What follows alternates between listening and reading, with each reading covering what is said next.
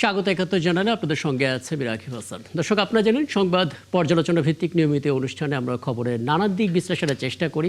আমরা চেষ্টা করি পত্র, পত্রিকা, টেলিভিশন, ডিজিটাল মিডিয়া এবং অবশ্যই সংবাদ পোর্টালে যে সমস্ত খবর হয় সেগুলো শিরোনামগুলো জানিয়ে দিতে এবং একই সঙ্গে সে সমস্ত খবরের সঙ্গে যুক্ত মানুষদেরকে আমরা সংযুক্ত করে আমাদের আলোচনার টেবিলে।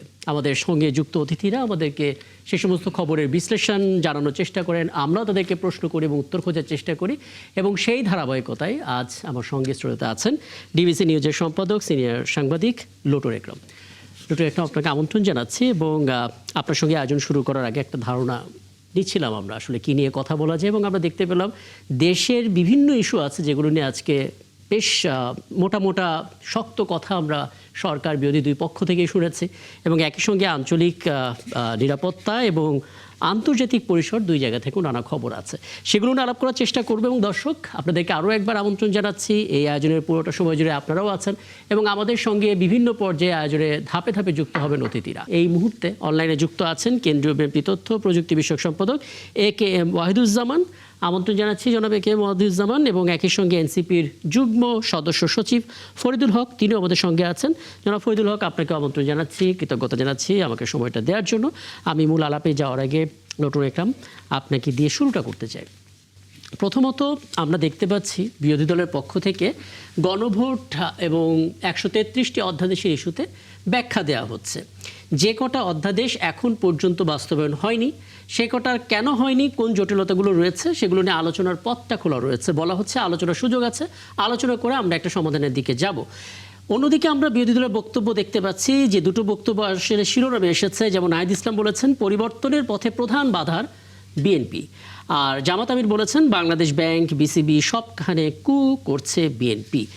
মানে বক্তব্যগুলো একটু বেশি শক্তপোক্ত হয়ে যাচ্ছে কিনা এখনই এত দ্রুত বিরোধী দলের মাঠে নামার ঘোষণা দেয়া, কি বলবেন? ধন্যবাদ আপনাকে, আমার সহ আলোচক এবং 71 টিভির দর্শক মণ্ডলীকে। হ্যাঁ, আপনি সত্যি বলেছেন যে জুলাই গণ অভ্যুত্থানের পর যে 2 মাস না যেতেই মানে যারা যেসব দলগুলো আপনার ঐক্যবদ্ধভাবে আওয়ামী লীগকে ক্ষমতা থেকে হটিয়েছে, সেই দলগুলো 2 মাস না যেতেই তারা আবার পরস্পরের প্রতি যে তির্যক ভাষায় যে মানে প্রয়োগ শুরু করেছেন, আবার আরেকটু অভ্যুত্থানের কথা বলছেন। এটা আসলে মানে হয়তো আপনি মানে দেশের মানুষ হয়তো বা এই ধরনের এত তাড়াতাড়ি এই ধরনের কত কঠোর ভাষা মানে আশা করেন না হয়তো বা, কিন্তু এই জায়গাটায় তারা যেভাবে বিএনপিকে তারা সন্দেহ করছে তারা জুলাইয়ের যে আপনার এই সনদ বাস্তবায়ন করবে না, কিন্তু আজকে আমরা যেটা লক্ষ্য করলাম মাননীয় প্রধানমন্ত্রী আপনার সশস্ত্র বাহিনীর যে সেখানে দরবারে, সেখানেও কিন্তু উনি বলছেন যে জুলাইয়ের যে সনদের সবগুলো বিষয় তারা বাস্তবায়ন করবেন। একই সঙ্গে স্বরাষ্ট্রমন্ত্রী এবং আইনমন্ত্রীও বলছেন যে তারা জুলাই সনদের সবগুলো বিষয় তারা বাস্তবায়ন করবেন। তবে যে বিষয়গুলো নিয়ে, যে প্রস্তাবগুলো নিয়ে তাদের যে কিছুটা দ্বিমত আছে সেগুলো তারা আলোচনা করবেন, যাচাই বাছাই করবেন, তার মানে এগুলা নিয়ে মানে কতটুকু কি করা যায়। তো সেই জায়গাটা দেখা যাচ্ছে যে আপনার জামাত এবং এনসিপির কোনো আস্থা নেই, তার মানে বিএনপির প্রতি তারা কোনো আস্থা রাখতে পারতেছে। তারা এখনই তাদেরকে সেই মানে ক্ষমতাসীন দলের যে আহ্বান, তাদের যে আশ্বাস, মানে এগুলোকে তারা আমলে নিচ্ছে। তারা এখনই আপনার এই সংসদ ওয়ার্কআউট করে তারা রাজপথে আন্দোলন কর্মসূচি দিয়ে অলরেডি নেমে গেছেন বা আরও কঠোর কর্মসূচি দেওয়ার হুমকি দিচ্ছেন। এটা হয়তো বা আমার মনে হয় যে বিএনপি আজকে যেভাবে সংবাদ সম্মেলন করে দলের অবস্থান ব্যাখ্যা করলেন, আশা করি এটা বিরোধী দল আমলে নিবে এবং দেশের মানুষও সেটাই আশা করেন যে মানে মানুষের যে আশা আকাঙ্ক্ষা, সেই আশা আকাঙ্ক্ষাটা ক্ষমতাসীন দলও আপনার সেটা মানে পূরণ করবে এবং একই সঙ্গে বিরোধী দলও আপনার ক্ষমতাসীন দলকে সেই মানে আকাঙ্ক্ষাগুলো মানে জুলাইয়ের যে মানুষের যে প্রত্যাশা, সেই প্রত্যাশাগুলো বাস্তবায়ন করার সুযোগ বিরোধী দল বিএনপিকে দিবে সেই সময়টুকু। এখনও তো সময়ে যায়নি এত তাড়াতাড়ি এত অস্থির হওয়ার, এত আপনার এই যে কঠোর ভাষায় এখনই আন্দোলনে নামার, এই ধরনের হুমকি ধামকি আসলে মানে একটু বেশি মনে হচ্ছে, তাড়াহুড়া হয়ে যাচ্ছে মনে হচ্ছে। এটা আশা করি আমাদের যে বিজ্ঞ রাজনীতিবিদরা মানে হয়তোবা এটা তাদের দাবি আদায়ের একটা কৌশল হতে পারে, তবে মানে আমরা সেটাই আশা করব যাতে কৌশলের মধ্যে থাকে। এত তাড়াতাড়ি বিএনপিকে মানে ক্ষমতা থেকে নামানোর, আবার বিএনপিও গণ আন্দোলনের প্রতি যাতে রেসপেক্ট করে সেই বিষয়টা আমরা আশা করব। আমি একটু ফরিদুল হক আপনার কাছে আসি। প্রথমত হচ্ছে একটা শক্তিশালী বিরোধী দল কখনো কখনো জনগণের কণ্ঠস্বর হয়ে ওঠে। আমরা জানি জনগণ যা চায়, যেটা তারা বলতে পারছে না, সরকার হয়তো তাদের কথা শুনছে না, তখন বিরোধী দল ঢাল হিসেবে থাকে, জনগণের প্রতিচ্ছবি হয়। সেই জায়গা থেকে একটা শক্তিশালী বিরোধী দলের প্রয়োজন ছিল। পার্লামেন্টে আমরা তেমন ছবিটা দেখছি এবং এটা আসলে আশাবাদ তৈরি করে। কিন্তু যখন বাইরে আমরা এখনই শুনি যে বিএনপি পরিবর্তনের পথে বড় বাধা, কু করছে বিএনপি, তখন মানুষের মধ্যে একটা শঙ্কা তৈরি করে যে দলগুলো একসাথে মাঠে ছিল জুলাইতে, তারা হঠাৎ করে কেন এই স্বল্প সময়ের মধ্যেই বিপরীত মেরুতে দাঁড়াবে? মানে আপনি আসলে কি মনে করছেন, ভাষাগুলো বেশি শক্ত হয়ে যাচ্ছে কিনা, আরেকটু সময় দেওয়া, আরেকটু আলোচনা করার সুযোগ আছে কিনা? জি, ধন্যবাদ আপনাকে। সম্মানিত সহ-আলোচক বৃন্দ এবং দর্শকদেরকে শুভেচ্ছা জানাচ্ছি। হ্যাঁ, সময় ধরেন আমরা 5 বছরই দিতে পারি, কিন্তু 133টা যে অধ্যাদেশ, এই অধ্যাদেশগুলো তো 1 মাসের মধ্যেই তুলতে হতো এবং পাশ করতে হতো। যেখানে গুরুত্বপূর্ণ 20টি অধ্যাদেশ, যেগুলো হচ্ছে যে আমাদের জুলাই সনদের সাথে সম্পর্কিত এবং রাষ্ট্র সংস্কারের সাথে সম্পর্কিত, যে অধ্যাদেশগুলো বাতিল করা হয়েছে, এবং বেশ কয়েকটা অধ্যাদেশ ঐক্যমত হওয়ার পরেও শেষ মুহূর্তেও ধরেন পরিবর্তন করা হয়েছে। তো এখন আপনি ধরেন জনগণের প্রতিনিধি হিসেবে আপনার কাছে পথ কি? পথ হচ্ছে 2টা। একটা হচ্ছে যে পার্লামেন্টের মধ্যে কথা বলা, পার্লামেন্টের বাইরে, পার্লামেন্টের মধ্যে যখন আপনি সমাধান করতে পারবেন না, তখন পার্লামেন্টের বাইরে যাওয়া। পার্লামেন্টের মধ্যে কি হয়েছে, বাংলাদেশের সংবিধানের অনুচ্ছেদ 80 অনুযায়ী পার্লামেন্টে যাদের কাছে মেজরিটি থাকে, সিম্পল মেজরিটি 151, যাদের কাছে সিম্পল মেজরিটি থাকে, তারা চাইলে যে কোনো আইন বানাইতে পারে। এবং এইটাকেই কিন্তু বলা হয় তথাকথিত সংসদীয় সার্বভৌমত্ব। এইটাকে উসিলা করেই কিন্তু বলা হয়।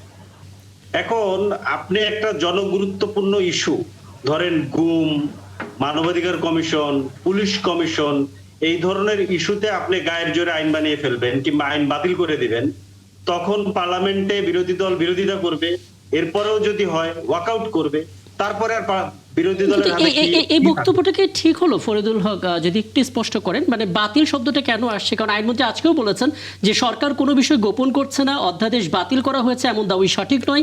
এ ধরনের বক্তব্য যারা দিচ্ছেন তারা বিভ্রান্তি ছড়াচ্ছেন। এবং তিনি বলেছেন 15ই মের পর অংশীজনদের নিয়ে একটা আলোচনা শুরু করার পরিকল্পনা রয়েছে। সেই আলোচনাটার জন্য আসলে বিরোধী দল কতটা সহযোগিতা করবে সেটা নিয়েও তো একটা কথা হতে পারে। আমরা তো 1.5 বছর আলোচনা করে এই সংস্কারগুলো আমরা বাস্তব মানে একমত হয়েছি। বেশিরভাগ আইনের ক্ষেত্রেই বিরাট সংখ্যক অংশীজনের সাথে আলোচনা করা হয়েছে। এবং এরপরেও যদি আপনার অধিকতর কোনো পরিবর্তন থাকতো, সে ধরেন বাংলাদেশ ব্যাংক আইনকে, ধরেন বাংলাদেশ ব্যাংক রেজুলেশনকে যেটা আইনে পরিণত করা হলো, এখানে তো আপনি পরিবর্তন করছেন না। পরিবর্তন করে আবার এসালম গংকে মানে এই ব্যাংকগুলোর দখল যাতে এসালম গং নিতে পারে 36,000 কোটি টাকা সহ, সেটাও তো আপনি করছেন। আপনি খারাপ আইনই বানাইতেন, মানে সংশোধন করে আপনি খারাপ আইন বানাইতেন, আপনি আইনগুলোকে বাতিল করে দিচ্ছেন কেন? ধরেন আপনার আমি একটা উদাহরণ দিই, সুপ্রিম কোর্টের একটা আলাদা সচিবালয় থাকবে এবং এই নিম্ন আদালত হচ্ছে সেই সচিবালয়ের অধীনে পরিচালিত হবে। এটা বাংলাদেশে তো বহু পুরনো একটা দাবি। এটা নিয়ে একটা মামলা হয়েছে, মালতার হোসেন মামলা আছে, সেটা এর আগে 2001-06 সময়ও কি বলে যে কমিটমেন্ট দিয়েও বিএনপি বাস্তবায়ন করেনি। এরপরে এইবারও এটা নিয়ে কথা হয়েছে। কথাবার্তার পরে আমরা কিন্তু জুলাই সনদের দফা 52তে এই ইস্যুটা একদম স্পষ্টভাবে আছে, যেখানে বিএনপির কোনো নোট অফ ডিসেন্টও নাই এবং এইটা বাস্তবায়ন করা হয়েছে, হাইকোর্টের রায় আছে। এরপরও এই কি বলে এই অধ্যাদেশটাকে রহিতকরণ বিল উত্থাপন করে বাতিল করে দেওয়া হয়েছে। তাহলে এখন আপনি কি করবেন? মানে রাস্তায় গেলে হঠাৎ করেই ধরেন বিএনপির রাস্তার ব্যাপারে এত ধরেন হয়ে গেল কেন যে রাস্তায় যাওয়া যাবে না, এখনই এত শক্ত কথা বলা যাবে না। ভাই, যে সংস্কারগুলো আমরা আদায় করলাম রক্ত দিয়ে, গণ অভ্যুত্থান করে, আপনারা আমরা সবাই মিলে 17 বছর জুলুমের শিকার হইলাম, আপনি এসে 1 মাসের মধ্যে এগুলো বাতিল করে দিবেন, সংবিধান সংস্কার পরিষদের শপথ নিবেন না, আমরা রাস্তায় না যে কোথায় যাব তাহলে বলেন? আমাদের অন্য একটা পথ একদম দেখান, একদম তাহলে আমরা সরাসরি সেখানে যাই। প্রশ্নটা করলেন ফরিদুল হক। আমি এটা নিয়েই একটু একে মধুজ্জামান আপনার বক্তব্যটা শুনতে চাই। আপনার বক্তব্যের মাঝখানে আগে বলে রাখি হয়তো বিরতিতে যেতে হতে পারে, কিন্তু আপনি আপনার জায়গা থেকে যদি এই বিষয়টি স্পষ্ট করা শুরু করেন। বলা হচ্ছে বিএনপি ঐক্যমত্য কমিশনে যেখানে ঐক্য ছিল এখানে এসে সেই জায়গা থেকে বেরিয়ে এসে বিএনপি নিজের মতো করে সবকিছু করার চেষ্টা করছে এমন অভিযোগ বিরোধী দলের পক্ষ থেকে। একটু কি ব্যাখ্যা দেওয়া যায়? ধন্যবাদ আপনাকে।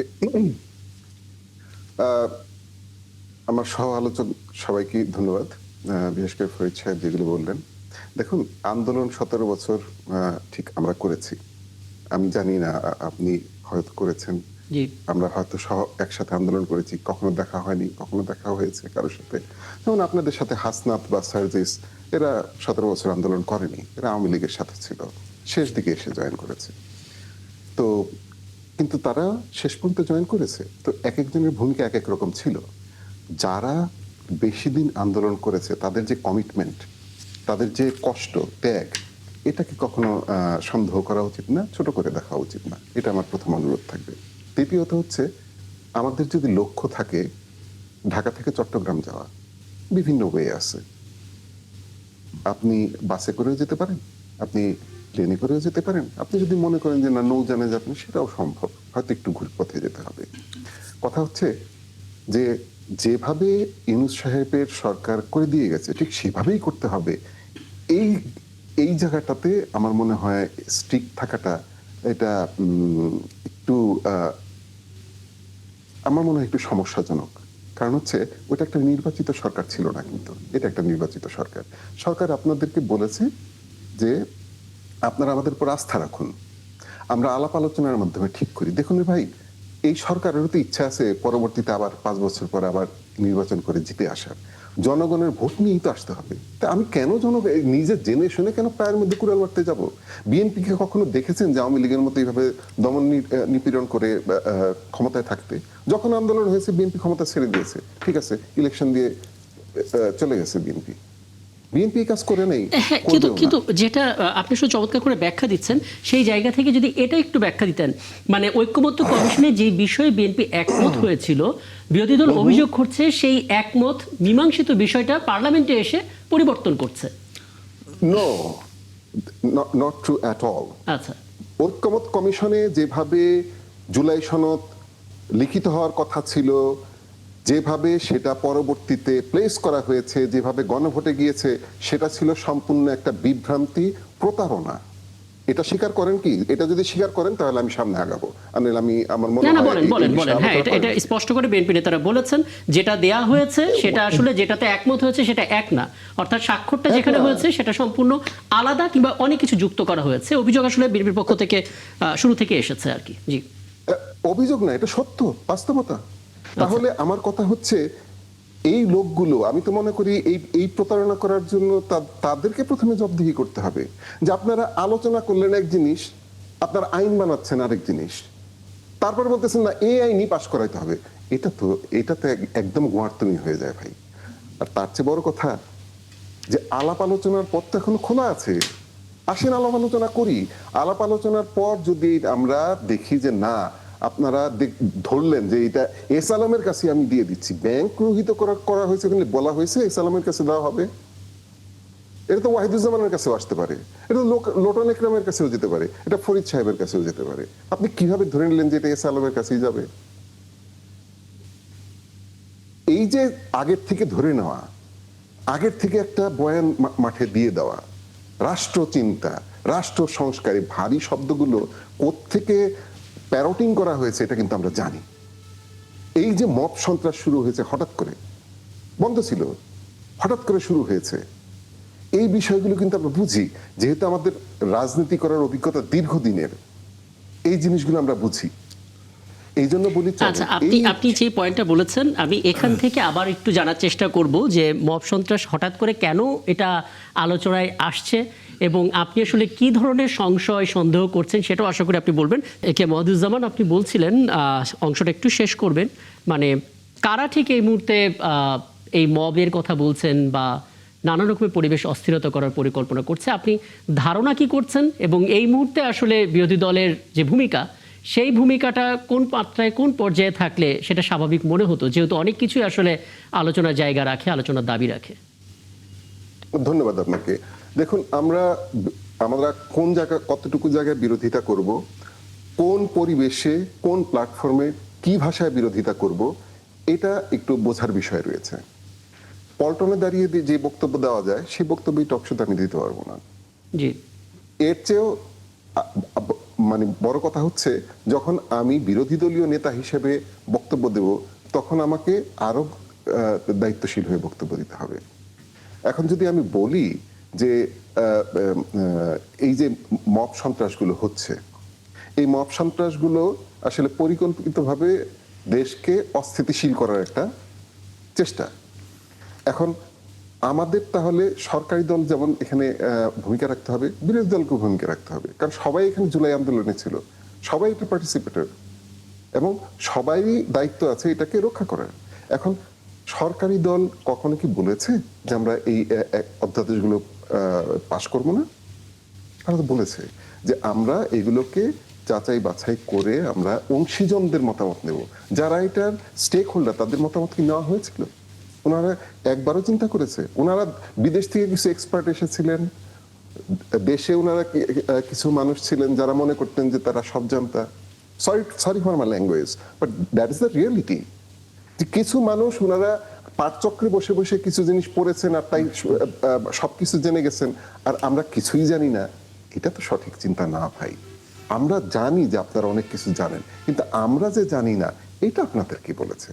আসুন একসাথে বসি, অংশীজন যারা আছে, যারা এইটার স্টেক হোল্ডার, তাদের সাথে বসি, তারা আলোচনা করুন যে এই যে অধ্যাদেশগুলো, এগুলো আসলে আরো কিভাবে ভালো করা যায়। যেহেতু এখানে আপত্তি রয়েছে সরকারি দলের, আসেন আমরা দেখি, হয়তো এর চেয়েও আপনাদের পছন্দনীয় একটা আইন তৈরি হতে পারে, কে জানে। কারণ আমি কয়েকদিন মরহুম নিজামী সাহেবের ছেলে সংসদে বক্তব্য দিচ্ছিলেন এবং উনি বক্তব্য দিচ্ছিলেন, আইনমন্ত্রী শুনছিলেন, শুনতে শুনতে এক পর্যায়ে আইনমন্ত্রী মহোদয় বললেন যে না, ওনাকে আরো বলতে দেন, কারণ উনি আমার কথাগুলি বলছেন। বিষয়টা এমন, আপনি যদি বলতে থাকেন, বিরোধিতা করতে করতে দাঁড়িয়েও দেখবেন যে আপনি আসলে সত্যই বলতে শুরু করেছেন। মানুষের সহজাত প্রবণতা হচ্ছে সত্য বলা। বুঝতে পারছি। একেবারে অতজন আপনি খুব চমৎকার করে বলছিলেন, নিশ্চয়ই আবারও ফিরবো আপনার কাছে। ফরিদুল হক, দেখুন, ঐক্যমত্য কমিশন নিয়ে অভিযোগ বিএনপি দিক থেকেও ছিল এবং যতদূর জানি এনসিপি দিক থেকেও ছিল। বিএনপি দিক থেকে ছিল যে যেটা ঐক্যমত্য হয়েছে, যেটা স্বাক্ষর করতে দিয়েছে, দুটো এক কাগজ ছিল না। আর এনসিপির অভিযোগের মাত্রাতে এতটাই ছিল যে জুলাই সনদের তাৎক্ষণিক সময়ে যখন নির্ধারিত দিনে স্বাক্ষর করতে বলে, সে সময় এনসিপি স্বাক্ষর করেনি, পরবর্তীতে এনসিপি সেখানে স্বাক্ষর করে। তার মানে বোঝা যাচ্ছে দেশের পরিবর্তন নিয়ে এনসিপি যতটা সিরিয়াস, বিএনপিও সিরিয়াস এবং আসলে জুলাই আন্দোলনে যারা মাঠে ছিল তারা সবাই সিরিয়াস।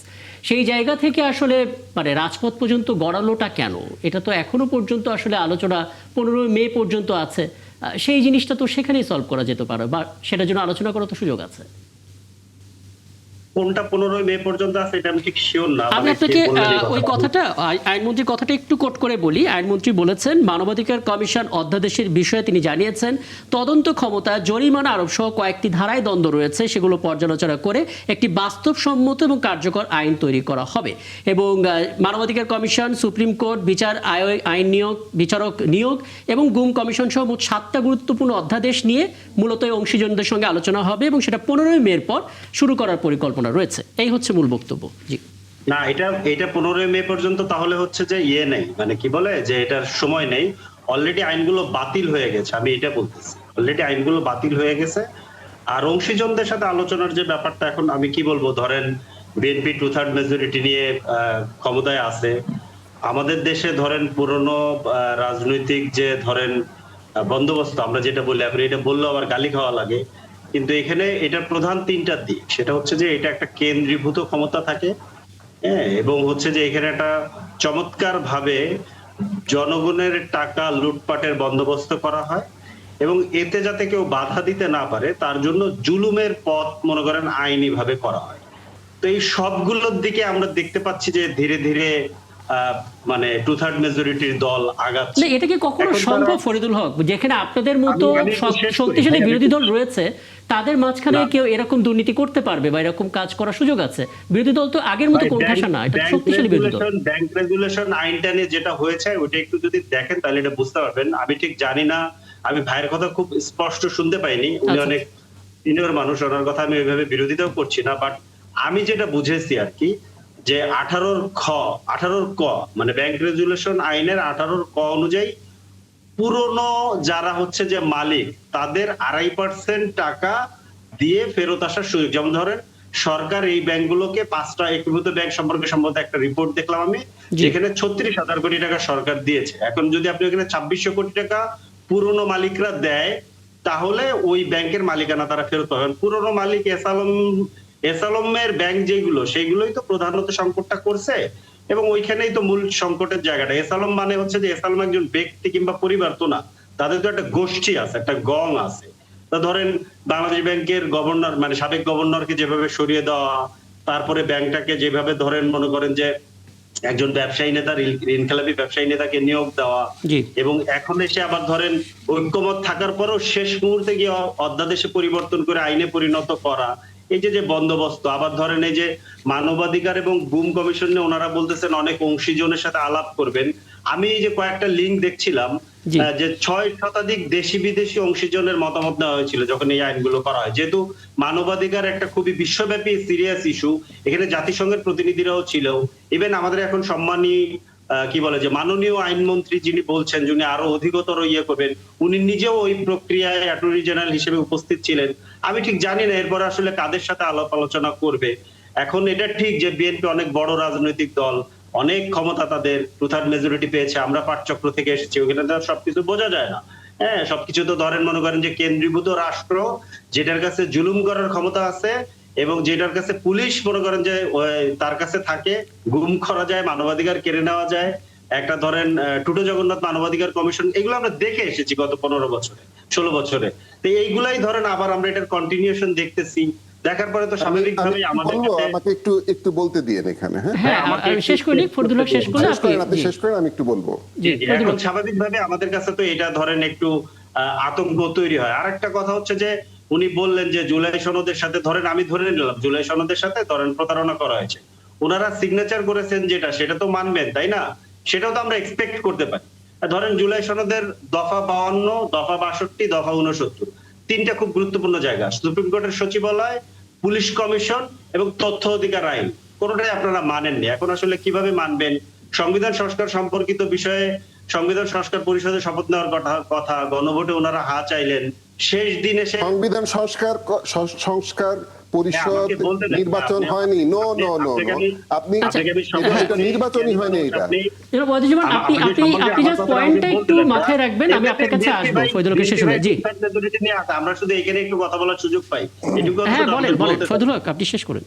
হ্যাঁ, তো এখন ধরেন মনে করেন যে গণভোটে হাত চাইলেন, শেষ মুহূর্তে এসে ধরেন ওনারা মানে সংবিধান সংস্কার পরিষদের শপথ নিলেন না। ইভেন আমরা স্বরাষ্ট্রমন্ত্রী মহোদয়কে দেখলাম, উনি পার্লামেন্টে দাঁড়িয়ে বললেন সংবিধান সংস্কার পরিষদ আবার কি, অথচ জুলাই বিএনপির 31 দফার প্রথম দফাই হচ্ছে সংবিধান সংস্কার কমিশন গঠন করা হবে। এখন ওনারা কমিশনও গঠন করবেন না, আবারও সেই পঞ্চদশ সংশোধনী যেভাবে হয়েছিল সেভাবে একটা সংসদীয় কমিটির মাধ্যমে সংশোধনী করবেন। তো ইতিমধ্যে গত 2 মাসে যেভাবে ক্ষমতা কুক্ষিগত করার প্রশ্নে যেরকম বিএনপি ধরেন কি বলে যে তাদের মুনশিয়ানা দেখিয়েছে, এবং যেখানে যেখানে জবাবদিহিতার দরকার সেই জায়গাগুলোকে তারা আবার যেরকম মুনশিয়ানা দেখিয়ে বাতিল করে দিয়েছে, যেভাবে প্রতিষ্ঠানগুলোকে দলীয়করণ, পারিবারিকীকরণ করেছে, তারপরে গিয়ে আসলে আরেকটা সংশোধনী, অষ্টাদশ সংশোধনী করে তারা কতটুকু করবেন সেটা তো আমরা কিছুটা ধারণা পাচ্ছি। তো স্বাভাবিকভাবে এখন আমাদের আসলে রাস্তায় নামা ছাড়া আমাদের সামনে আর কি পথ খোলা আছে? কারণ পার্লামেন্টে তো ধরেন আপনি কোনোভাবে কোনো আইনকে আটকাতে পারেন না। এখানকার পার্লামেন্টের ধরেন মানে সিস্টেমটাই এরকম যে আপনার কাছে যদি 149 আসনও থাকে তাও আপনি পার্লামেন্টের কোনো আইনকে আটকাতে পারবেন না। আর এইবারের যে আইনগুলো মানে এগুলো তো আসলে সংস্কার সম্পর্কিত, এগুলো তো ধরেন রেগুলার রুটিন আইন না। আপনি যে পয়েন্টগুলো বলেছেন, হ্যাঁ, যে পয়েন্টগুলো আপনি বলেছেন, এই পয়েন্টগুলো আমরা আজকেও জামাতে আমির কিংবা এনসিপির নাহিদ ইসলাম তাদের সবার বক্তব্যই এটা শুনেছি।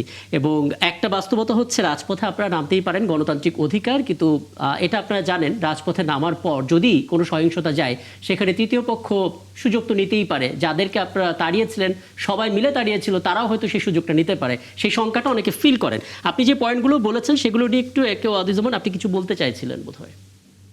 জি ধন্যবাদ, আমাকে একটু সময় দিবেন, কারণ উনি যে সময়টুকু নিয়ে কিছু টুইস্ট কথা বলেছেন এটা বলা দরকার, ক্লিয়ার করা দরকার। প্রথম কথা হচ্ছে নির্বাচন কমিশনের কোনো এখতিয়ার নাই সংবিধান সংস্কার পরিষদের চিঠি দেওয়ার বা সংবিধান সংস্কার পরিষদ নির্বাচনকে বলার, যেটা ভোট দিয়েছে মানুষ সংসদ নির্বাচনের জন্য, সংসদ সদস্য হিসেবে তারা নির্বাচিত হয়েছে, তারা সংবিধান সংস্কার বা পরিষদের নির্বাচন হয় না। আচ্ছা, বিএনপির 31 দফায় আছে সংবিধান সংস্কার কমিশন। ফরিদ সাহেব কথা বলতে নিজেই আবার বলে ফেলছেন যে বিএনপি এইভাবেই করতে চাচ্ছে।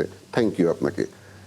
এইটা নিয়ে আপনারা যে কথা বলেছেন, এই পাঠচক্র থেকে আসা, আমি হেও করছি না, সমস্যা কি জানেন, পাঠচক্র আপনারা কয়েকজন মিলে পাঠচক্র করতেন, এটা একটা কাল্টের মতো।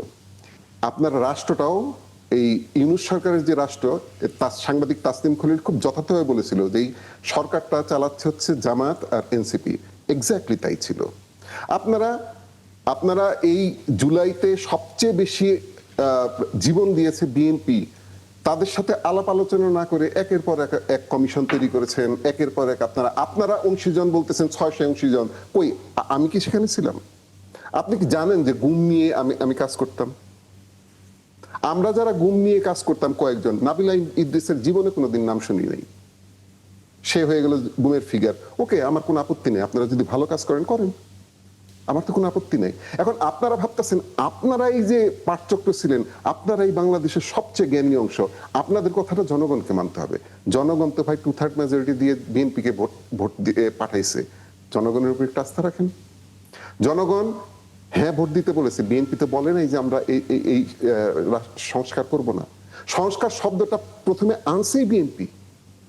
সংস্কার তারা কতটা সিরিয়াস ছিল, বিএনপি একটা এক্সাম্পল দিই আপনাকে।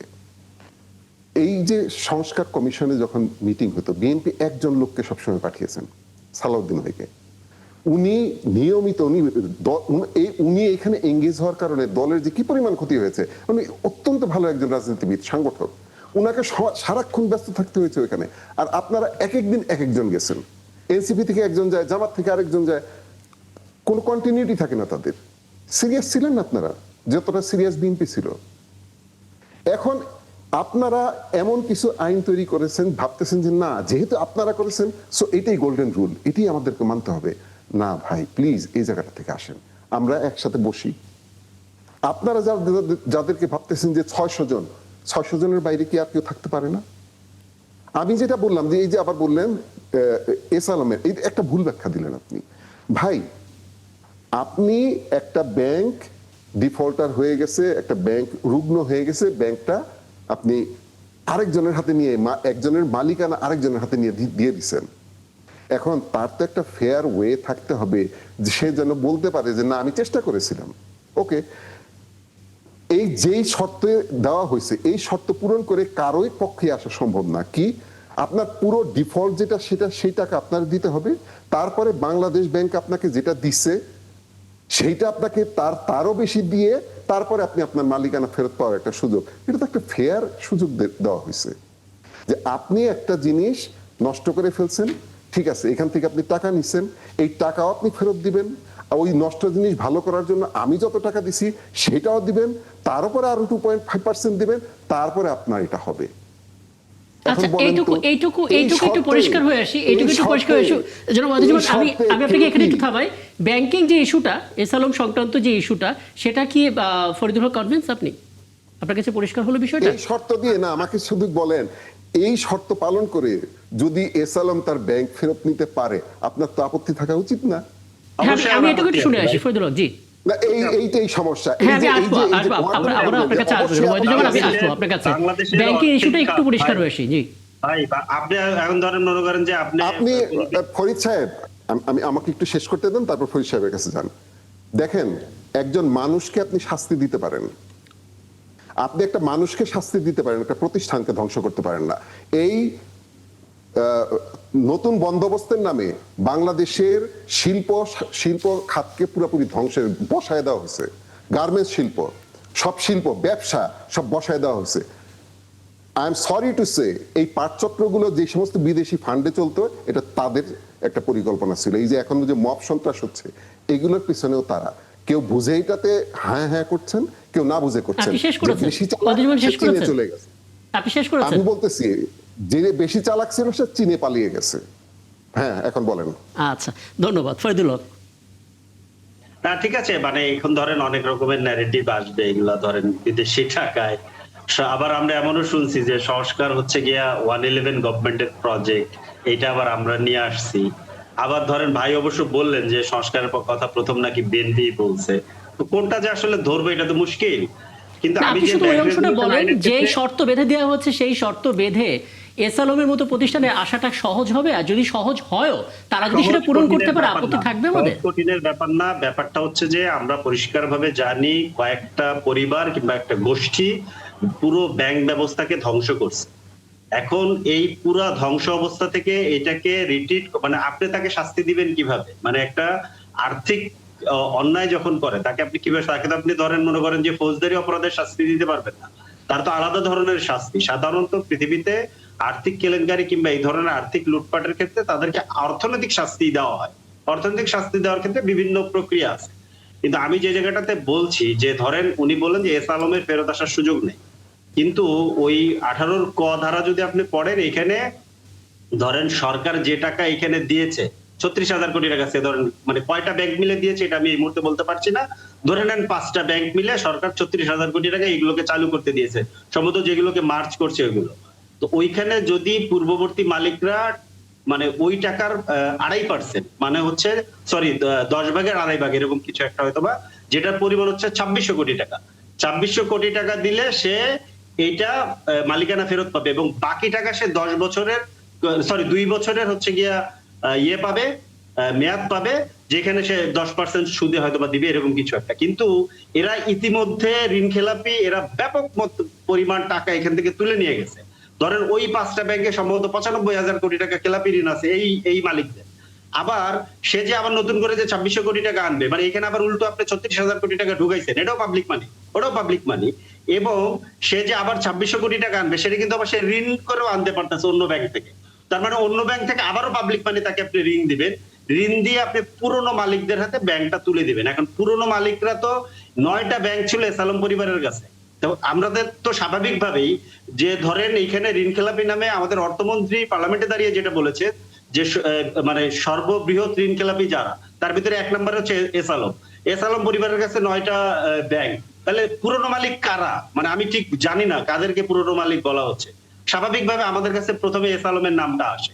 তো এই যারা হচ্ছে যে এইটার ডিফল্টার, এখন এইটাকে ধরেন আপনি যদি বৈধতা দিতে চান দেন, এটা ঠিক আছে। আরেকটা জিনিস হতে পারে যে ধরেন আপনি নতুন এস আলম তৈরি করতে চান এইটার আইনি ফাঁক ফোকর দিয়ে, প্রথমে এটাকে যেমন ছিল তেমন রাখার মানে তো প্রথমে বাতিল করার চেষ্টা করা হয়েছে।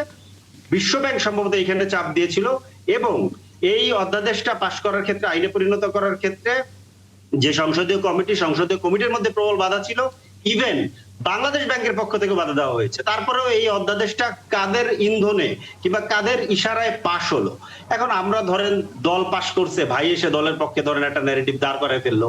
এখন আমি আর কি বলবো? এখানে ছোট করে একটা বিষয় যদি ফরিদুল হক একটু পরিষ্কার করি আপনার কাছে, একটা বিষয় একটু ছোট করে পরিষ্কার করি, যেই ব্যাংকগুলোকে পরবর্তীতে সুযোগ দেওয়া হচ্ছে আপনি বললেন, তাদের কিন্তু একটা টার্গেট, একটা সময়ও তাদেরকে নির্ধারণ করে দেওয়া হচ্ছে, অর্থাৎ খেলাপি ঋণটাকে শোধ করে দেওয়ার এবং নির্দিষ্ট পার্সেন্টেজের অঙ্ক। তার মানে বোঝা যাচ্ছে এটার জন্য তারা সবসময় সরকারের মুখাপেক্ষী হয়ে থাকবে এবং তাদেরকে আইন ফেস করতে হবে। মানে এই অংশটা তো আপনি বোধহয় স্কিপ করলেন আর কি ফরিদুল হক। ছিল এতদিন, এগুলো কি কোনোটা আইনের বাইরে করা হয়েছে?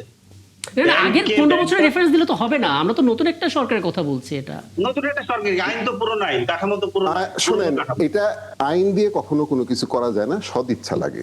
এই যে সবচেয়ে ভালো মানুষগুলো 2 বছর চালিয়ে গেল, যাদেরকে বলা হলো 5 বছর থাকেন আপনারা, তো তারা প্রশাসক হিসেবে দলীয় লোক, দুর্নীতিবাজ লোকদের নিয়োগ দিচ্ছে না? তাদের বিরুদ্ধে এখন দুর্নীতি মামলা হচ্ছে না? হচ্ছে তো। তাহলে এই ফেরেশতা মানুষগুলো এদেরকে কেন নিয়োগ দিয়েছিল? এই জায়গাটা আমি একটু বলবো। হ্যাঁ, সেটা কাকে? হলো- তাহলে তার আইন লোটন ভাই করার বলেন। দরকার নেই, আমরা এমনি বলেন লোটন ভাই একটা বলেন। জিনিস বলি, আমরা আচ্ছা। আমরা আইন করার দরকার। অন্তর্বর্তীকালীন সরকারের সময় আমরা যেটা লক্ষ্য করলাম, বাংলাদেশ ব্যাংক আপনার নীতি সহায়তা নামে যে একটা নতুন একটা যেমন বিশেষ করে বিগত মানে 17 বছর যেসব ব্যবসায়ী শিল্পগোষ্ঠী আপনার যারা সঠিকভাবে ব্যবসা করতে পারে নাই, তাদেরকে লোন দেওয়া হয় না, তাদেরকে আপনার মানে রাজনৈতিক কারণে তারা অনেকটা মানে জরাজীর্ণ অবস্থা ছিল, তাদেরকে নীতি সহায়তার আওতায় কিন্তু তাদের এই যে বিশেষ করে আপনার এই যে 2% 3% আপনার তাদের এই যে দিয়ে তাদেরকে ঋণ খেলাপি থেকে দায় মুক্তি দিয়ে কিন্তু সরকার তাদেরকে ব্যবসা বাণিজ্য করার কিন্তু একটা অন্তর্বর্তীকালীন সরকারে একটা কিন্তু সুযোগ করেছে প্রায় 1000-এর উপর ব্যবসায়ী। সেটা আমরা যেটা মানে জানি যে সেটা মানে রাজনৈতিক কারণে যারা 17 বছর ব্যবসা করতে পারে না, ঋণ খেলাপি ছিল, তাদেরকে সুযোগ সুবিধা দেওয়া হয়নি। মুষ্টিময় কিছু অ্যাসালামের মতো কিছু শিল্পগোষ্ঠী টাকা নিয়ে যাওয়ার কারণে তাদেরকে টাকা পয়সা দিতে পারে নাই। এটা মানে মোটামুটি আমাদের সুশীল সমাজ দেশের সবাই মোটামুটি এটাকে পজিটিভলি নিয়ে আসে যে জিনিসটা ভালো, এটা যারা এত বছর ব্যবসা করলো তাদেরকে অন্তর্বর্তীকালীন সরকার ব্যবসা করার সুযোগ দিয়েছে। কিন্তু এই যে আপনার এই যে এখন যেটা মানে আজকে অ্যাসালামের কথা যেটা বলা হচ্ছে, কিন্তু তাহলে এই মানে দেখা যাচ্ছে বর্তমান নির্বাচিত সরকার এই 17 বছরে যারা কিন্তু সুযোগ নিয়ে অবৈধভাবে যারা মানে ক্ষমতার অপব্যবহার করে যে টাকা পয়সা লুটপাট করছে, সেটা তাদেরকেও কিন্তু আবার একটা আইনের ফাঁক ফোকর দিয়ে আবার মানে ফিরে আসার একটা সুযোগ তৈরি করে দেওয়া হচ্ছে কিনা, এটা কিন্তু এই যে আমার মনে হয় ফরিদ ভাইয়ের যে প্রশ্ন।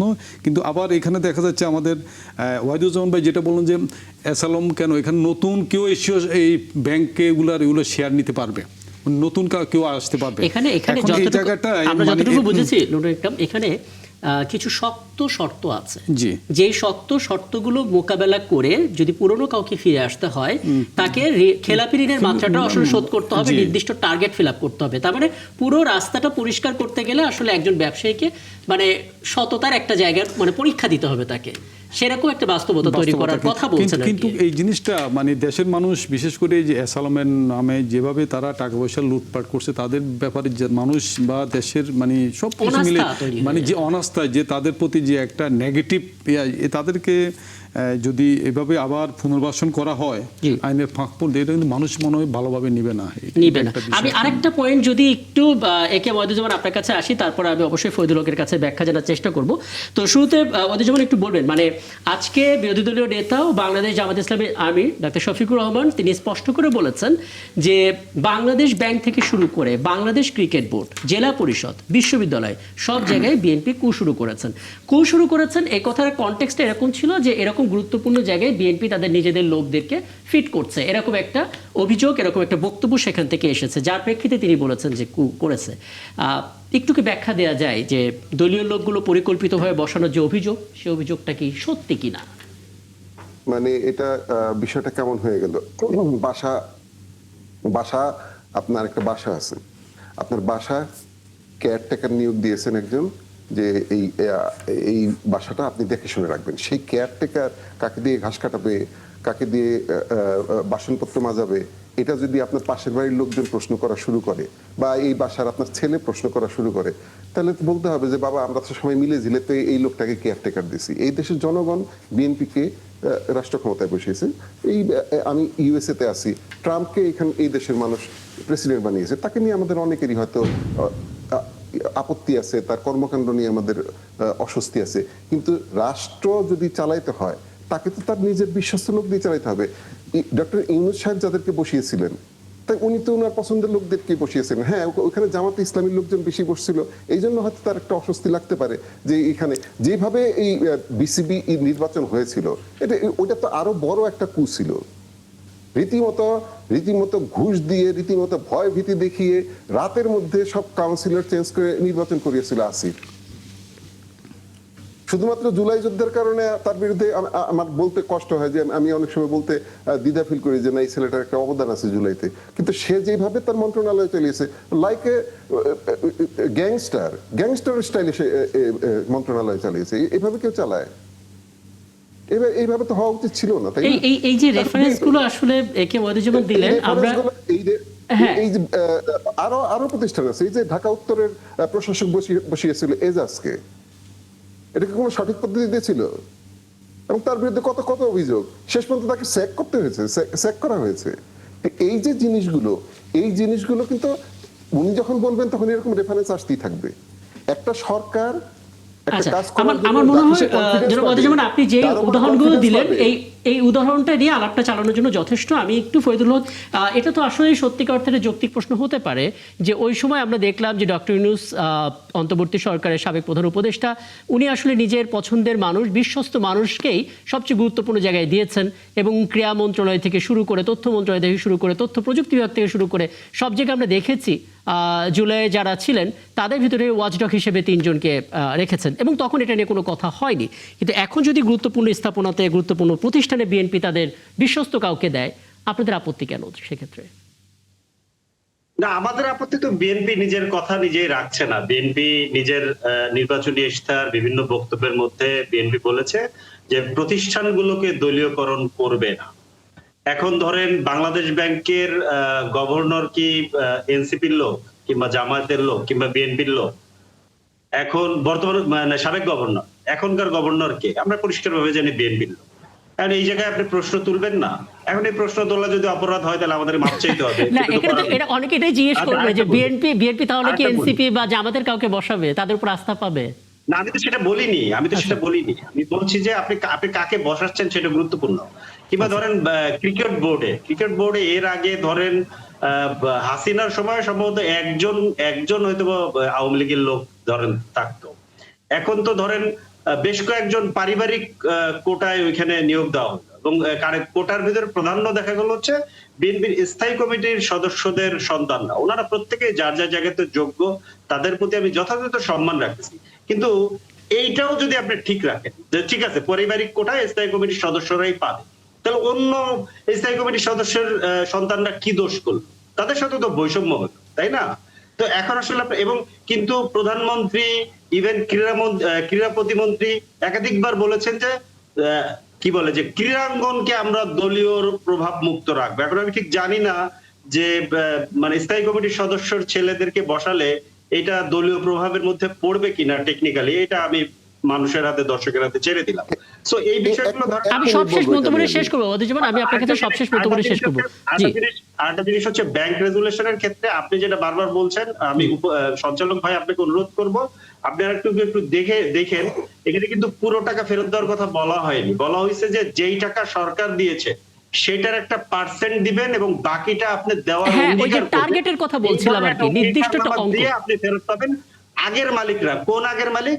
যারা ব্যাংক রেজুলেশন অধ্যাদেশ 2025-এর আগে যারা মালিকানায় ছিলেন, আপনি খেয়াল করেন এই জায়গাটা তো আগের মালিকানা, বেশিরভাগ প্রাইভেট ব্যাংকের মালিকানা তো আইসালম কিংবা এইরকম কোন গং, নাসা গ্রুপ কিংবা ধরেন শিকদার গ্রুপ, এদের হাতে তো এই ব্যাংকগুলো ছিল। সেই জায়গা থেকেই ধরেন এই প্রশ্নটা তোলা যে আগের মালিক তাহলে কারা যাবে? আইসালমরা আবার পাবে নাকি অন্য কেউ পাবে?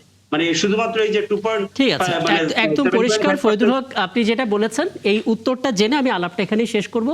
যেমন সংক্ষেপে। জি ধন্যবাদ। দেখেন জনাব আরাফাত রহমান কোকো, ওনাকে যখন নাকি ক্রিকেট বোর্ডে দেওয়া হলো তখন অনেক সমালোচনা হয়েছে। উনি যে ল্যাঙ্গুয়েজে করলেন, জামাতের আমির যে ল্যাঙ্গুয়েজে করছে ঠিক এই ল্যাঙ্গুয়েজে শেখ হাসিনা সমালোচনা করেছিল। কিন্তু দেখা গেল বাংলাদেশ ক্রিকেটের যে উন্নয়ন, যে শিখরে পৌঁছানো, এটা শুরুই হয়েছিল আরাফাত রহমান কোকোর মাধ্যমে। তো এই জন্য আগেই সমালোচনা না করে একটু সময় দেওয়া উচিত। আর যাদের কথা বলেছেন ইব্রাহিম থেকে শুরু করে সবাই কিন্তু যথেষ্ট যোগ্য মানুষ, আর সবার কাজ করার স্পৃহা আছে। আসলে আমরা তাদের উপরে এই আস্থাটুকু রাখি। আমি ভুলে গেছি বিএনপি যেন কত % ভোট পেয়েছে? 51%, 51%। জি 51%। আচ্ছা, যদি কোথাও 10 জন লোক নিয়োগ দেওয়া হয় তাহলে গাণিতিকভাবেই 5 জন বিএনপি হয়ে যাওয়ার উচিত না? এর বাইরেও কথা আছে, যোগ্যতম ব্যক্তি তিনি বিএনপি নাও করতে পারেন। না, যোগ্যতম ব্যক্তির বিষয়টা না। আপনি ধরেন যোগ্যতম ব্যক্তি 10 জন আনলেন, আচ্ছা, বাংলাদেশের কোন একটা ফিল্ডের শ্রেষ্ঠ 10 জন, সেক্ষেত্রে ম্যাথমেটিক্যালি দৈব চয়ন নিলে অবশ্যই বিএনপি আসবে, প্রবাবিলিটি সেটাই বলে আর কি। প্রবাবিলিটি সেটাই বলে। তাহলে এই 10 জনের মধ্যে থেকে যে 5 জন আপনি খুঁজে পেলেন, বিএনপি যদি মনে করে যে না এই 10 জন বাংলাদেশে শ্রেষ্ঠ লোক, এই 10 জনের মধ্যে 5 জন আমার যেহেতু আছে, আমি এই 5 জনকে বসাই, সেটা কি খুব অযৌক্তিক কিছু? ফরিদুল হক, অযৌক্তিক কিছু? জি, এটা কি অযৌক্তিক কিছু হবে যদি আমরা পার্সেন্টেজ হিসাব করি এবং সেই ক্ষেত্রে যোগ্যতম ব্যক্তিও যদি কোনো না কোনোভাবে বিএনপি রাজনীতি কোনো এক সময় করে থাকেন এবং তাকে যদি সেই জায়গায় আমরা বসাই, সেটা কি অন্যায্য কিছু হতে পারে? সেটা কি প্রশ্নবিদ্ধ কিছু হবে কিনা? এইগুলো হইতেছে লজিক্যাল ফ্যালাসি। এটা তো আপনি বলিনি। আমার পয়েন্ট তো এটা না। এইটাই হচ্ছে আমার পয়েন্ট তো এটা না। আপনি একটা বাংলাদেশ ব্যাংকের কখনো গভর্নর গণতান্ত্রিক বানাবে না। পাঠচক্র আপনাকে কখনোই গণতান্ত্রিক বানাবে না। একজন মানুষ রাজনীতি করে বলেই সে বাংলাদেশের গভর্নর হতে পারবে না, সে অ্যাটর্নি জেনারেল হতে পারবে না। তার সব যোগ্যতা থাকে, তার মানে কি যোগ্যরা রাজনীতিতে আসবে না? ভাই, কনফ্লিক্ট অফ ইন্টারেস্ট বলে কিছু বিষয় থাকে। তো এখন ধরেন প্রধান বিচারপতি পদত্যাগ করেই সে ওখানে গেছে। ঠিক আছে, এগুলো তো ধরেন আপনারা বলেন, আমরা এগুলো ধরেন আমরা এটা আপনারা কিন্তু কেউ জান নাই, চাইতে পারি, তাই না? আমরা চাইতে পারি, আপনি এটা চান। জি, আমরা বোধহয় এই অংশের এই আলাপটা এখানে শেষ করে আসলে যেটা বিরোধী দলের বক্তব্য থেকে উঠে আসে কিংবা সরকারি দলের ব্যাখ্যায় উঠে আসে যে সবাই আসলে পরিবর্তনটা চাই, ইতিবাচক ভাবেই চাই এবং রাজপথে না গিয়ে যদি আলোচনার সমাধান হয় সেটা নিশ্চয়ই সবাই প্রত্যাশা করবে। আপনাদের অনেক ধন্যবাদ আমাকে সময়টা দেওয়ার জন্য। নিশ্চয়ই সামনে কোনো আয়োজন আবার আপনাদেরকে পাবো। আমাদের সঙ্গে পর্যায়ে যুক্ত হচ্ছেন আন্তর্জাতিক সম্পর্ক বিশ্লেষক অধ্যাপক ডক্টর এজিএম নিয়াজউদ্দিন। জনাব এজিএম নিয়াজউদ্দিন, আপনাকে আমন্ত্রণ জানাচ্ছি, ধন্যবাদ জানাচ্ছি আমাদেরকে সময়টা দেওয়ার জন্য এবং আমার সঙ্গে আছেন সিনিয়র সাংবাদিক লোটন একরাম। আমরা দুজনেই আপনার কাছে কিছু জানতে চাইতে পারি। শুরুটা আপনার কাছ থেকে আগে একটু জানার চেষ্টা করি। হরমুজ প্রণালী, যেখানে বিশ্বের প্রায় 20% তেল পরিবহিত হয় এবং বলা হচ্ছে এই একটা প্রণালী যেটা ইরানের সবচাইতে বড় শক্তি এবং সেই শক্তি প্রয়োগটা তারা করছে বটে। তারা সেখান থেকে প্রণালীর ভেতর থেকে নির্দেশনা জারি করে সীমিত পরিসরে কিছু জাহাজ যেতে দিয়েছে এবং টোল হিসেবে তাদের দেশের যে কারেন্সি রিয়েলে তারা সেই টোলটা নেওয়ার চেষ্টা করেছে। এখন যুক্তরাষ্ট্র বলছে যে তারা পুরোটাই অবরোধ করে দেবে এবং যারা যে সমস্ত দেশগুলো ইরানকে টোল দেবে তাদের বিরুদ্ধেও ডোনাল্ড ট্রাম্প ব্যবস্থা নেবেন। মানে এবার আসলে ইরান থেকে স্পটলাইট সরে গিয়ে ইরানের শুধুমাত্র হরমুজ প্রণালীতে গিয়ে ঠেকলো কিনা, মানে সেক্ষেত্রে কি ধরনের জটিলতা, কি ধরনের শঙ্কা আপনি দেখেন? ধন্যবাদ। সত্যিকার অর্থে পুরো সংঘাতের যে কেন্দ্রবিন্দু ছিল সেটা এক পর্যায়ে হরমুজে এসেই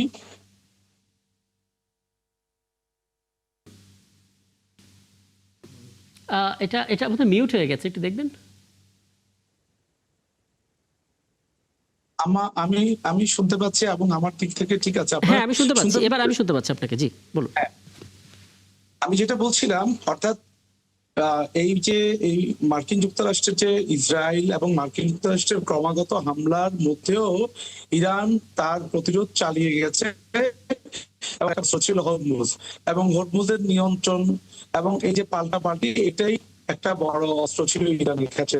এবং আমরা যদি দেখি আমাদের যে ভবিষ্যতের এই যে শান্তি চুক্তির যে 21 ঘন্টার আলোচনা, সেখানেও হরমুজকে কেন্দ্র করে কিন্তু কিছু শর্ত পাল্টাপাল্টি শর্ত। এখন মার্কিন যুক্তরাষ্ট্র যে পর্যায়ে এসেছে, তারা হরমুজকে কেন্দ্র করে হুমকি অনেক আগে থেকে দিয়ে এসছে এবং যেই ভয়ভীতি দেখিয়েছে তারপরেও কিন্তু ইরান তার হরমুজের যে ছাড়েনি। এবং মার্কিন যুক্তরাষ্ট্র সর্বশেষ যে ডোনাল্ড ট্রাম্প যে হুঁশিয়ারি দিলেন এবং 2টো ডেস্ট্রয়ার পাঠিয়েছেন, সেখানেও ইরান তার যে এই যে তার নজরদারি এবং তার যে যুদ্ধের যে যারা আছে যে ইরানের জায়গা থেকে ইরান কিন্তু একটুও পিছু হটেনি এবং বর্তমানে এই যে আমাদের যে আমরা যেটাতে আশাবাদী হয়েছিলাম যে এই যে সিজ ফায়ার হওয়ার যে সুযোগ তৈরি করে দিয়েছিল 2 সপ্তাহের, সেটা এই পর্যায়ে আলোচনার মাত্র 21 ঘন্টার মধ্যেই সেটা বলতে গেলে ভেস্তে গেছে। এখন সংকটটা পুরো মাত্রায় আবারও কেন্দ্রীভূত হয়েছে এবং আমরা জানি। আপনার মনে হয় কিনা ডোনাল্ড ট্রাম্প চাইলে আসলে হরমুজ অবরোধ করতে পারবেন? কারণ এখানে তো অনেক দেশের স্বার্থ জড়িত, বলা যেতে পারে গোটা বিশ্বের অর্ধেকের বেশি। ডোনাল্ড ট্রাম্প যেটা বলছেন প্রকাশ্যে যে মার্কিন যুক্তরাষ্ট্রের সরাসরি হরমুজের সাথে তেল আনার ব্যাপারে তাদের কোনো স্বার্থের কোনো কিছু জড়িত নয়, কিন্তু বৈশ্বিক স্বার্থ, বৈশ্বিক অর্থনীতি সেটা মধ্যে মার্কিন যুক্তরাষ্ট্র থেকে শুরু করে পুরো পৃথিবীতে এই জ্বালানি তেলের এই যে প্রবাহ বিঘ্ন ঘটাতে পুরো দামের যে এবং জীবনযাত্রার যে বৃদ্ধি হয়েছে এই খরচে, যদি দেখেন জনগণের মধ্যে এটা নিয়ে অলরেডি তীব্র প্রতিক্রিয়া হয়েছে এবং ট্রাম্প জনসমর্থন হারিয়েছে। সে চাচ্ছে যে সম্মানের সাথে এখান থেকে বেরিয়ে আসতে, কিন্তু হরমুজে যে পরিমাণ জট তৈরি হয়েছে এবং যে ঝুঁকিটা আছে, সেখানে যে পরিমাণ সেখানে হঠাৎ করে এই যে হুমকি দিয়ে সেখান থেকে বেরিয়ে আসা মার্কিন যুক্তরাষ্ট্রের জন্য কঠিন। তবে তারা যেটা বলছে হরমুজে যে ইরানের যে নিয়ন্ত্রণ, একচাটিয়া নিয়ন্ত্রণের চেষ্টা। জি, আমি আবারও আপনার কাছে ফিরবো, অনেকগুলো তথ্য তো জানলাম। আমি একটু লোটো একটা আপনার কাছে আসি। মানে অনেকে এটা বলছেন হরমুজ অবরোধ করতে গেলে ডোনাল্ড ট্রাম্পকে তার জীবনের শ্রেষ্ঠ পরীক্ষাটা দিতে হবে। আপনি আসলে কি দেখছেন? আসলে এই আজকের যে আপনার 21 ঘন্টার যে মানে যে বৈঠকটা মানে কোনো ফলাফল ছাড়া মানে যে আশা যে ব্যর্থ বৈঠকটা হলো, এবং এই ব্যর্থ বৈঠকের পর আবার আপনার ডোনাল্ড ট্রাম্প যে হুমকিটা দিয়েছেন আবার যে আপনার উনি মানে অবরোধের হরমুজ, আসলে এটা লক্ষ্য করবেন যে মানে আলোচনায় বসার এবং কি যুদ্ধবিরতি দেওয়ার আগের দিনও রাতে কিন্তু উনি মানে আপনার ইরানের সভ্যতা মুছে ফেলার একটা হুমকি দিয়েছিলেন। ওই দিন রাত আমরা যারা মিডিয়াতে চাকরি করি আমরা কিন্তু রাতে পাহারা দিয়েছিলাম যে কি করে। আলটিমেটলি দেখা গেলো এই ধরো মানে পরবর্তীতে আলোচনা বসে গেল, মানে পুরা রিভার্স। অনেকে মনে করছে যে ইসলামাবাদের চুক্তিতে তারা আসবেন, বৈঠক করবেন, এটা কনফার্ম হওয়ার পরে তিনি এই থ্রেটটা দিয়েছিলেন, যাতে করে বোঝা যায় যে পুরা রিভার্স। তো অতএব এটা হলো একটা কূটনৈতিক একটা মানে এটা যুদ্ধের একটা কৌশল, এই ধরনের হুমকি দামকি। তো এখনো কূটনৈতিক তৎপরতারও কিন্তু শেষ বলে কোনো কথা নেই। যে বৈঠকটি যে ব্যর্থ হলো এবং এই প্রথম একটা বৈঠকেই যে আপনার সমস্যার সমাধান হবে এটা কিন্তু কোনো পক্ষই কিন্তু এটা আশা করেননি। তো এখনও আপনার যে মানে একবারেই হাল ছেড়ে দিতে হবে, একবারেই যে কোনো সমঝোতা হবে না, এটা এখনও বলার সময় নেই। এখনও যদিও দুই পক্ষ পরস্পরকে মানে দোষারোপ করছে, এই যে ছাড় না দেওয়ার যে কথা বলছে, কেউ কোনো পক্ষে ছাড় দেয় নাই, কিন্তু আবার একবারে যে মানে তারা সমঝোতা হবে না, মানে আবার এই যে আমার 21 তারিখ পর্যন্ত যে আপনার যুদ্ধবিরতি 2 সপ্তাহ, সেই কিন্তু এখনো লম্বা একটা সময় আছে। এখানে আপনি কি করে বলছেন যে মানে সমঝোতার সম্ভাবনা রয়েছে? কারণ কনফিডেন্সটাই তো নষ্ট হয়ে গেছে, এখানে বিশ্বাস বলতে কোনো জায়গা নেই। ইরানে যে হামলাটা যেদিন হয় তখনও কিন্তু একটা আলোচনা চলছিল ইরান এবং যুক্তরাষ্ট্রের মধ্যে একটা প্রান্তে, এবং তার মাঝখানেই আলোচনা মানে হামলাটা হয়। কিন্তু এই যুদ্ধ চালিয়ে নেওয়া কন্টিনিউ করাও কিন্তু অনেক চ্যালেঞ্জ আছে ট্রাম্পের জন্য।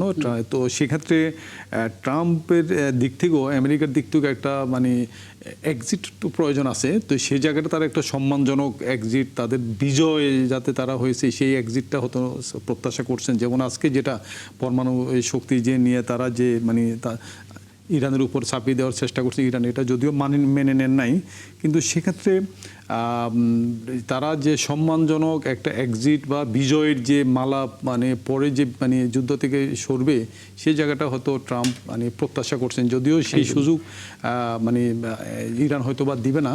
কিন্তু তারপরে এটা দেখার বিষয়, এখন শেষ পর্যন্ত উভয় পক্ষ কিছু না কিছু হয়তো ছাড় দিতে পারে, শেষ পর্যন্ত দেখার বিষয় আছে।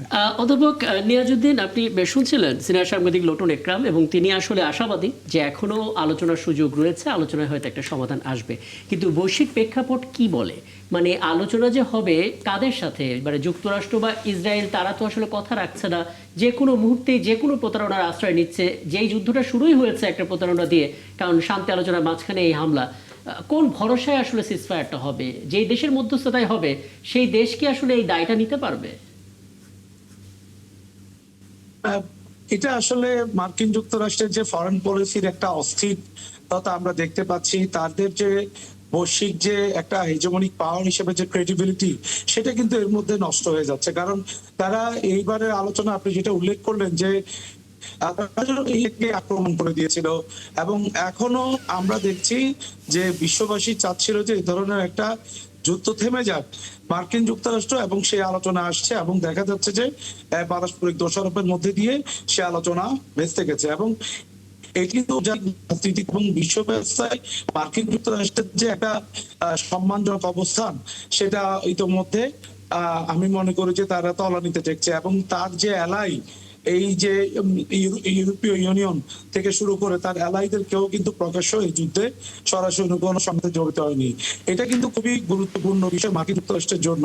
সেই জন্য যুদ্ধটা থেকে তার বেরিয়ে আসাটা তার কিন্তু অত্যন্ত জরুরি হয়ে পড়েছে। এবং আরেকটা ঘটনা ঘটেছে, আপনাকে বলে রাখি, আপনি নিশ্চয়ই দেখেছেন, যার ফলে হ্যাঁ অধ্যাপক নিয়াজউদ্দিন, আরেকটা বিষয়, আমি বিরতিতে যাব, বিরতির পর ফিরে এসে আলাপ করবো নিশ্চয়ই। আপনাকে প্রশ্নটা করে রাখতে চাই, আপনি নিশ্চয়ই শুনেছেন চীন নেপথ্যে ইরানকে সহযোগিতা করছে অস্ত্র দিয়ে, অর্থ দিয়ে, এরকম একটি খবর বেশ কয়েকটি গণমাধ্যমে প্রচার হচ্ছে, এবং এটা সবার আগে যদি ভুল না করে থাকি CNN এটা প্রকাশ করেছে, এবং পরবর্তীতে আমরা সব গণমাধ্যমে দেখতে পাচ্ছি।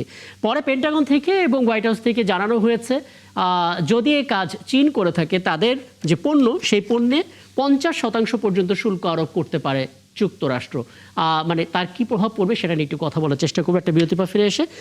অনেক ধন্যবাদ দর্শক আমাদের সাথে থাকার জন্য। রাকিব হাসান আরও একবার আমন্ত্রণ জানাচ্ছে 71 জানালে আমরা আবারও আলাপে ফিরতে চাই। অধ্যাপক নিয়াজউদ্দিন, যেটা জানতে চাচ্ছিলাম, চীন যদি ইরানকে সাহায্য করে অর্থ দিয়ে কিংবা অস্ত্র দিয়ে, তাহলে 50% পর্যন্ত শুল্ক আরোপ করতে পারে তাদের উপরে যুক্তরাষ্ট্র, এরকম স্টেটমেন্ট তাদের দিক থেকে এসছে। যদি সেটা হয়, বিশ্বের আসলে কি পরিস্থিতি আমরা টের পাবো? এমনি তো আমরা তেল বা জ্বালানিতে খুবই ভুগছি, এরপর আসলে শুল্ক আরোপ হলে নতুন আর একটা দুর্ভোগ যুক্ত হবে কিনা? আসলে এটা নতুন কিছু নয়। মার্কিন যুক্তরাষ্ট্র চীনের বিরুদ্ধে বাণিজ্য যুদ্ধ শুরু করেছে অনেক আগে থেকেই, এবং এই যুদ্ধকে কেন্দ্র করে তারা চীনের সহযোগিতা আছে কিনা, ইভেন আমরা জানি যে চীন এবং রাশিয়া প্রকাশ্যে ভেটো দিয়েছে নিরাপত্তা পরিষদের যে ভেটো পাওয়ার প্রয়োগ করেছে যখন হরমুজের ব্যাপারে সিদ্ধান্ত হচ্ছিল, ওমানের একটা প্রপোজাল। এখানে পরিষ্কার দেখা যাচ্ছে যে এই রাশিয়া এবং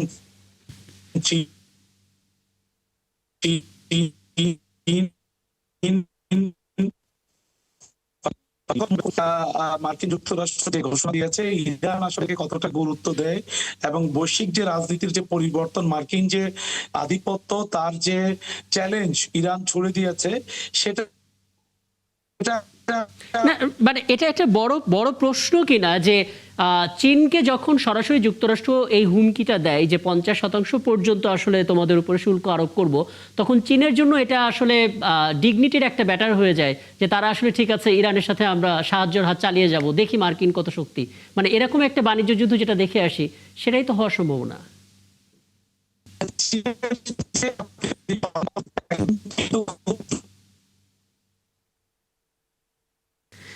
আসলে আরেকটু স্পষ্ট করে কথাটা শুনতে চাই অধ্যাপক নিয়াজউদ্দিন, আমি সংযোগটা পুনর্স্থাপনের চেষ্টা করি। আমি এই একই প্রশ্নটা একটু আপনার কাছে আসতে চাই। মানে যত সহজে বলা গেল 50% শুল্ক আরোপ করা হবে চীনা পণ্যের উপর যুক্তরাষ্ট্রের, অতীতেও এটা ঘটেছে। মানে এটা যদি এই পরিস্থিতিতেও ঘটে, কি ধরনের দুর্ভোগ আসলে অপেক্ষা করছে বিশ্বের জন্য? অবশ্যই এতে মানে আমাদের বিশ্বের জন্য খুবই যথেষ্ট প্রভাব পড়বে এতে, যদি এটা সত্যিকার ট্রাম্প যদি তার যে মানে ঘোষণা, তার কিন্তু অনেকগুলো মানে হুমকি ধামকি কিন্তু শুধু মানে আপনার কথাবার্তার মধ্যে সীমাবদ্ধ থাকে, বাস্তবে সেগুলো কিন্তু আলোর মুখ দেখে না, বা সেই এগুলা মিন করেও বলে না হয়তো বা। তো সেক্ষেত্রে যদি মানে চীনকে আপনার যাতে ইরানকে সহায়তা না করে, সেই জায়গা থেকে হয়তো বা তার এই ধরনের হুমকি দিয়েছে যাতে মানে তারা মানে মানে চীনকে মানে যাতে বিরত করতে পারে ইরানের ব্যাপারে।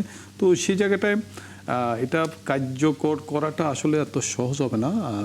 এটা মানে হুমকির মধ্যে সীমাবদ্ধ থাকবে। এটা একটা অস্থিরতা হতে পারে কিনা যে হরমুজ দিয়ে অন্যান্য দেশগুলো যদি ইরানকে টোল দেয় রিয়েলে, তাহলে তাদের উপরে যে ব্যবস্থা নেওয়া হবে, এটা আসলে কি ধরনের প্রভাব পড়তে পারে? এটাও আপনার মনে হয় না কার্যকর করতে পারবে। এটা কার্যকর করাটাও অনেকটা চ্যালেঞ্জ ট্রাম্পের জন্য।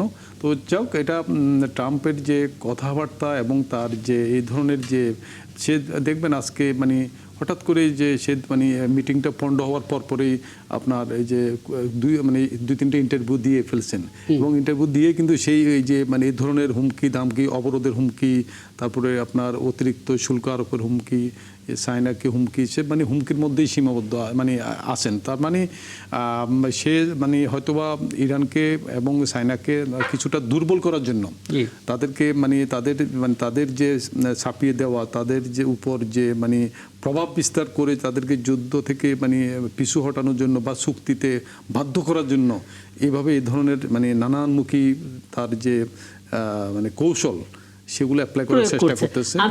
আমি দেখি অধ্যাপক নিয়াজউদ্দিন যুক্ত হতে পারলেন কিনা। আচ্ছা, অধ্যাপক নিয়াজউদ্দিনকে পেলে সত্যি খুব ভালো লাগতো এবং নিশ্চয়ই এই আলোচনা তোলা থাকলো। সামনে কোনো আয়োজনে আবারও তাকে পাবো এবং কথা বলার সুযোগ হবে। এবং অনেক ধন্যবাদ আপনাকেও, একটা দীর্ঘ সময় আপনি ছিলেন এবং যতটুকু পারা যায় আমরা উত্তর খোঁজার চেষ্টা করেছি এবং সামনে কোনো আয়োজনে নিশ্চয়ই আবারও আপনাকে পাবো। ধন্যবাদ। দর্শক, এই ছিল আজকে ৭১ জানুয়ারি আয়োজনে। আগামীকাল নতুন ইস্যু নিয়ে কথা হবে, আমাদের সঙ্গে থাকবে।